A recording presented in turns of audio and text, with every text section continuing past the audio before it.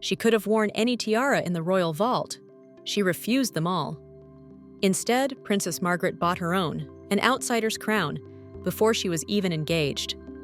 She wore it to a wedding watched by 300 million, then posed in it, naked, in a bathtub. The photo stayed hidden for 44 years. This is the story of Princess Margaret, and the single piece of jewelry she fought her entire life to call her own, the Poltimore Tiara. Before we go any further, let's get something out of the way. When most people think of royal jewelry, they think of Kate Middleton gliding into Westminster Abbey. They think of Princess Diana and her pearls.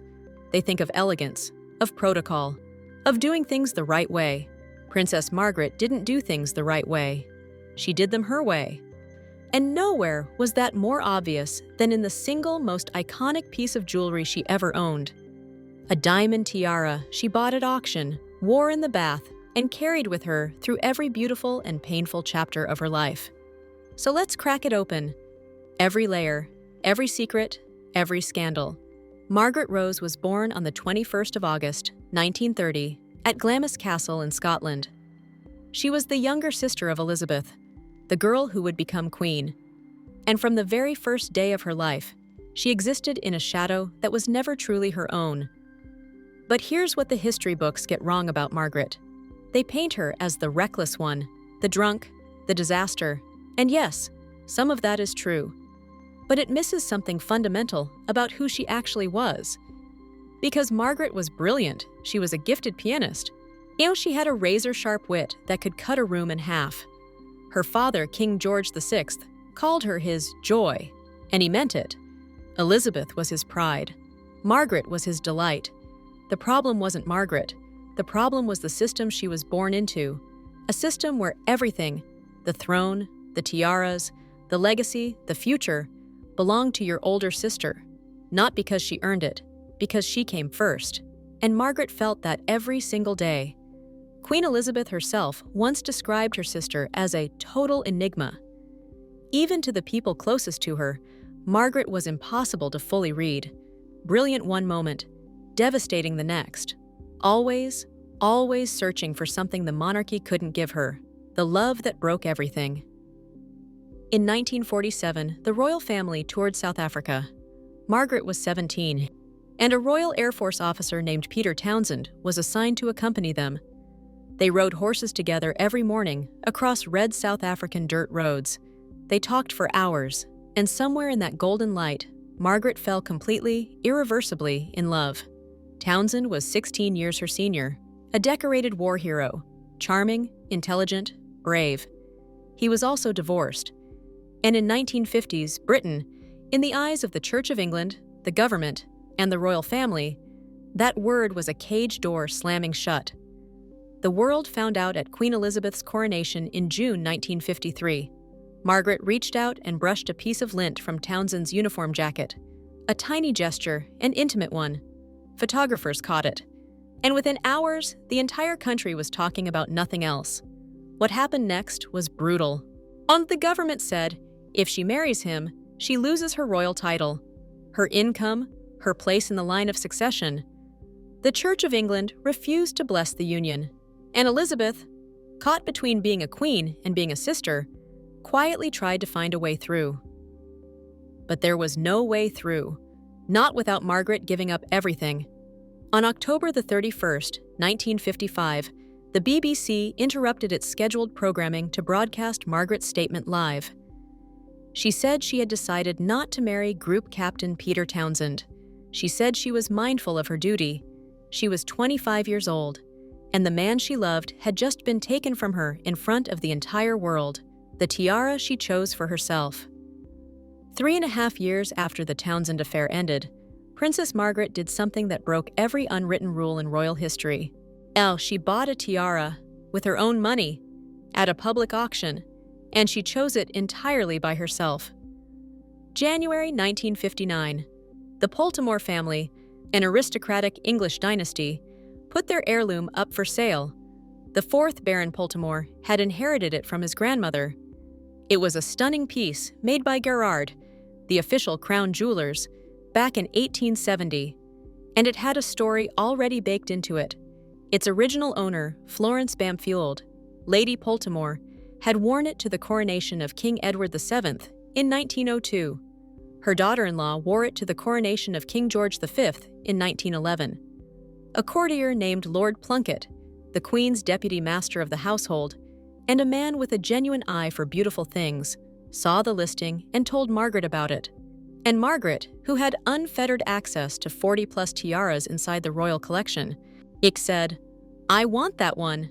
She paid £5,500 for it, around $7,000 at the time, a fraction of what the piece was truly worth. By royal standards, it was practically nothing. But the gesture was everything. Margaret wasn't just buying diamonds, she was buying ownership. She was saying, "I don't need the vault, I don't need permission. I will own something that is mine, and mine alone."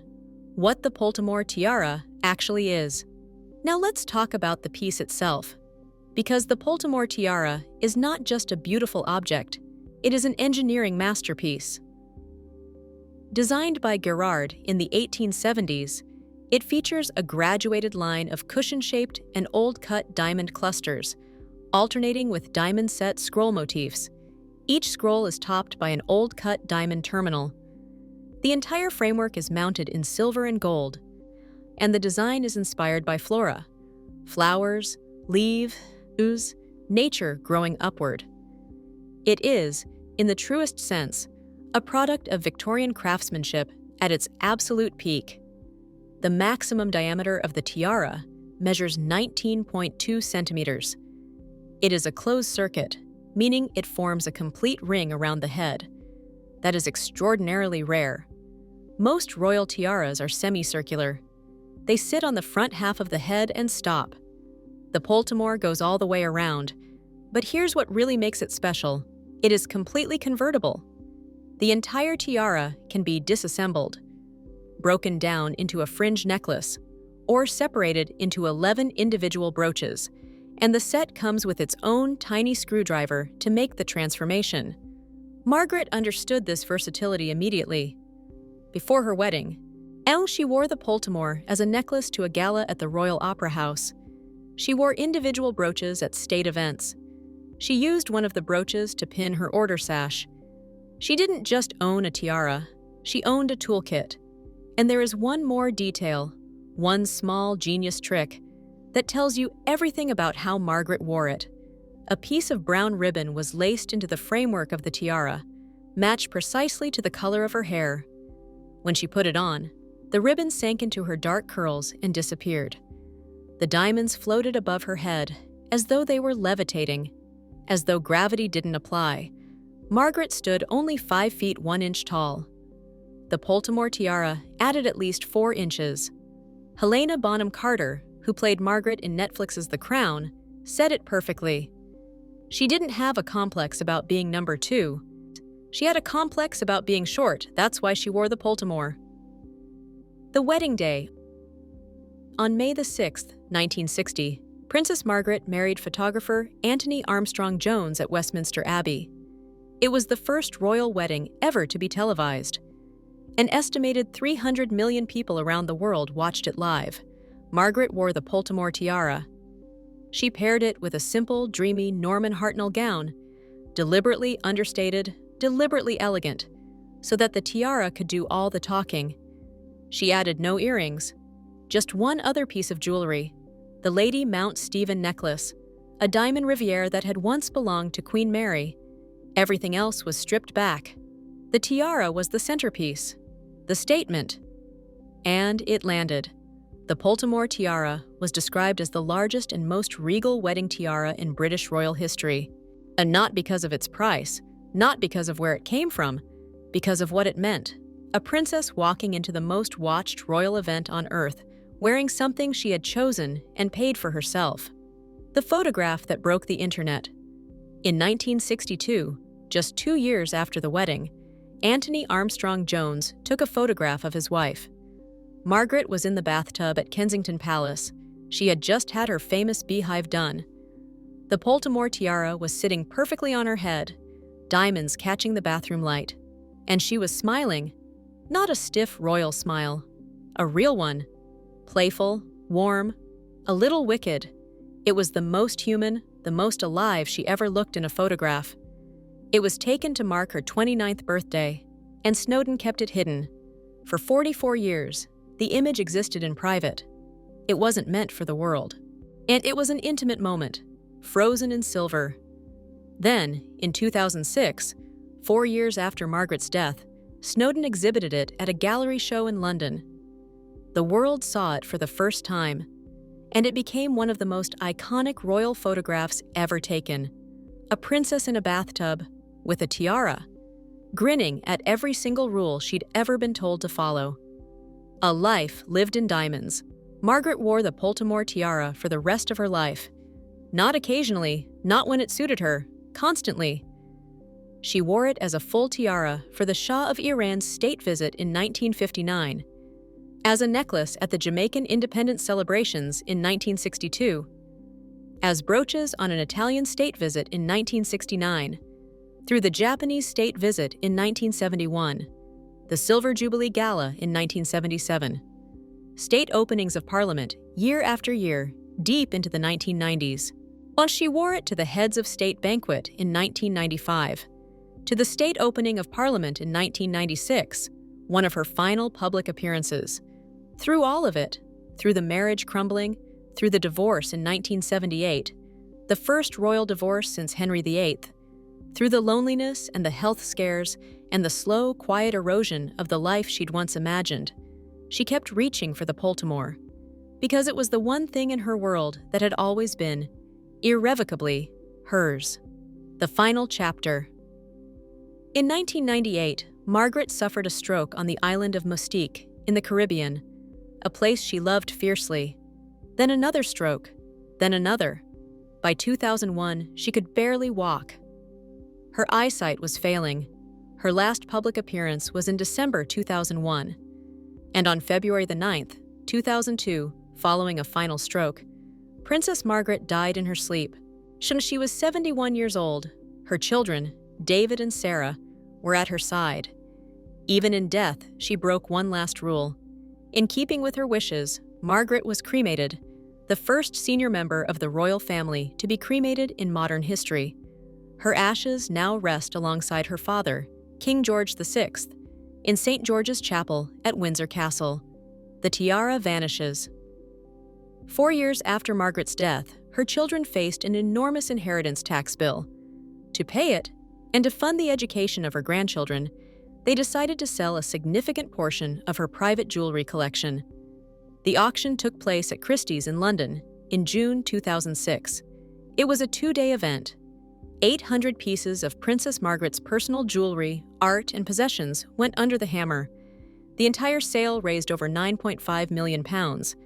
Some of the proceeds were also donated to the Stroke Association, in memory of the illness that had taken Margaret. The star of the sale, the piece everyone had come to see, was the Poltimore Tiara. The pre-sale estimate was set at £150,000 to £200,000. The high end of the range, in dollars, was approximately $350,000. A respectable number, a fair number by any standard.